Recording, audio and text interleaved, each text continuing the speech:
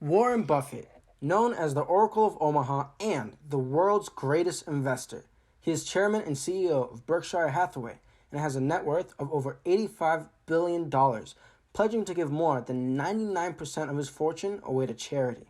From 1964, when Buffett took over Berkshire Hathaway, to now, 2021, their stock has grown over 2.7 million%, which means that if you would have invested just $1,000 back in 1964, you'd have had upwards of $27 million.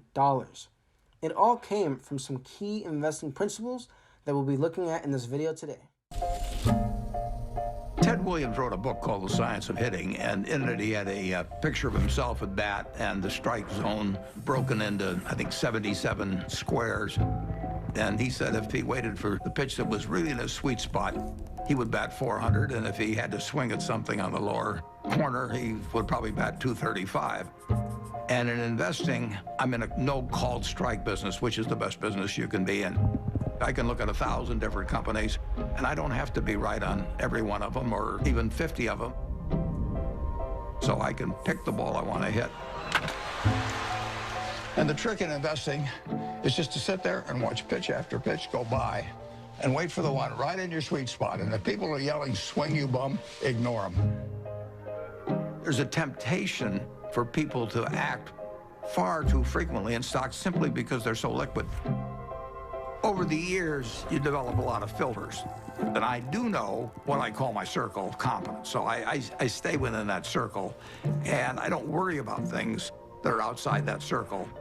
Defining what your game is, where you're going to have an edge, is enormously important. Well, I look for something that does give them a moat around it. We have a company called See's Candy out on the West Coast. See's Candy is boxed chocolates. If you give a box of See's chocolates to your girlfriend on the first date and she kisses you, we own you. You know, I mean, we can raise the price tomorrow and you'll buy the same box. You're not going to fool around with success. So the key there is the response. You do not want to go home on Valentine's Day and say to your wife or your sweetheart, preferably they're the same person, you don't say, here, honey, I took the low bid. It doesn't work. Price is, to a degree, is immaterial. If you've got an economic castle, people are going to come and want to take that castle away from you. And you better have a strong moat. You better have a knight in the castle that knows what he's doing. By far the best investment you can make is in yourself. I mean, for example, communication skills. I tell the students that come that they're going to graduate schools and business, and they're learning all these complicated formulas and all that.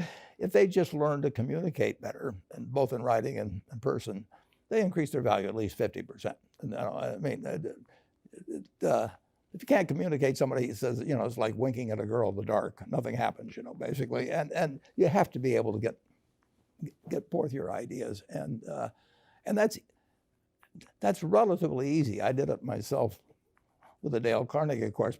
Some people wish I'd taken a shorter course now in terms of my talking later on. But it's just hugely important. And if you invest in yourself, nobody can take it away from you. I mean, but I do tell those students, you know, that if I gave you a car and it'd be the only car you get in the rest of your life, you take care of it like you can't believe. Any scratch, you'd fix that moment. You read the owner's manual. You keep a garage and do all these things, and you get exactly one mind and one body in this world. And you can't start taking care of it when you're 50. By that time, you'll have rusted out if you haven't done anything. So you should really make sure that you just remember that you just got one mind and body to get through life with and to do the most with it. I don't have the faintest idea what our businesses will be doing 6 months from now or 12 months from now.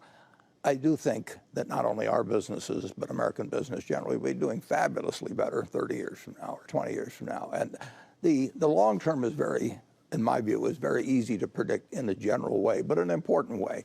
I don't think there's any way to predict what the stock market will do 10 minutes from now, 10 days from now, or 10 months from now. So I work on what I think I'm able to do, and as desirable as it might be to know what was going to happen 10 minutes from now, that's just not something I'll ever be able to master. So fortunately, I can come to a pretty firm conclusion that 20 or 30 years from now, America business, and probably over the world, will be far better than it is now. How do you find intrinsic value in a company? Well, intrinsic value is what is the number that if you were all-knowing about the future and could predict all the cash that a business would give you between now and Judgment Day, discounted at the proper discount rate, that number is what the intrinsic value of a business is. In other words, the only reason for making an investment and laying out money now is to get more money later on, right? That's what investing is all about.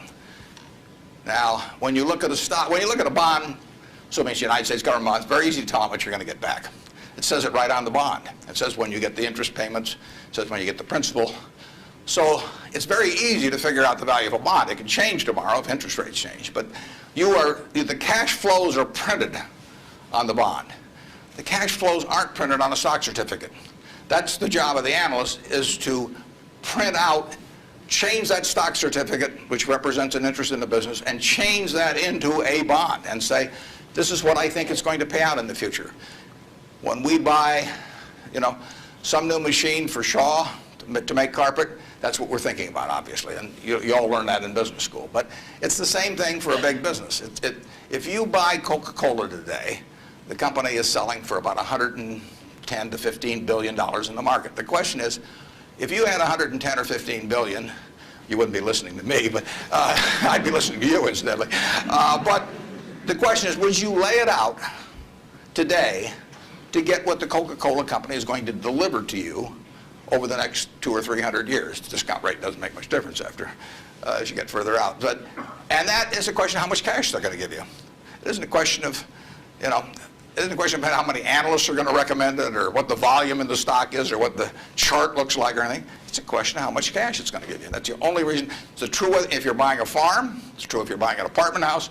Any financial asset, oil in the ground, you're laying out cash now to get more cash back later on. And the question is how much are you going to get, when are you going to get it, and how sure are you? And when I calculate intrinsic value of a business, when we buy businesses, and whether we're buying all of a business or a little piece of a business, I always think we're buying the whole business because that's my approach to it.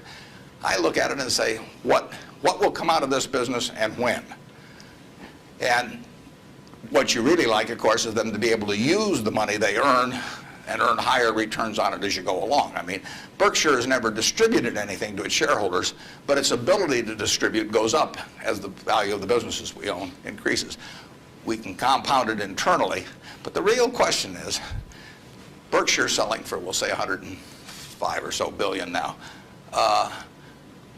What can we distribute from that 100? If you're going to buy the whole company for 105 billion now, can we distribute enough cash to you soon enough to make it sensible at present interest rates to lay out that cash now? And that's what it gets down to. And if you can't answer that question, you can't buy the stock.